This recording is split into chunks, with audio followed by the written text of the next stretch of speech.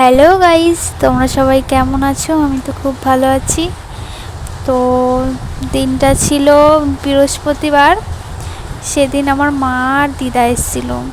আগের ভিডিওতে বলেছিলাম যে আমার শ্বশুর শাশুড়ি বৃন্দাবন গেছে, তো সেই কারণে আমার বর গেছে ডিউটিতে, বাড়িতে আসবে না। সেই জন্য দিদাকে আর মাকে ফোন করে দেখেছি।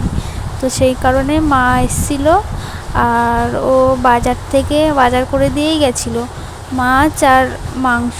মাছটা ফ্রিজে রেখে দিয়েছি কালকের জন্য, আর আজকে মাংস রান্না করছি। আর ওই যে শাক দেখালাম, শাক আর মূলো দিয়ে আলু দিয়ে পেঁয়াজ দিয়ে ভাজা। আর এই যে আমার চিকেন রান্নাও হয়ে গেছিলো। তো মা দিদা চলে এসেছিলো, খাওয়া দাওয়া করে নিয়েছিলাম। তারপর একটু শুয়ে সন্ধ্যাবেলায় সন্ধ্যা দিয়ে তারপরে পায়রা খেতে দিয়ে তারপরে সবাই মিলে চা খেয়ে নিচ্ছিলাম, আমি দিদা মা। তো তারপরে আর কোনো ভিডিও করা হয়নি, সবাই মিলে গল্প করছিলাম। তো তারপরে সবাই খেয়ে দিয়ে শুয়ে পড়েছিলাম, আমি দিদা মা সবাই একসাথে শুয়েছিলাম। তো সবাইকে বললাম বাই করতে, তো দিদা মা দুজনই বাই করে দিল। তো ভাই, ভিডিওটা এখানেই শেষ করলাম।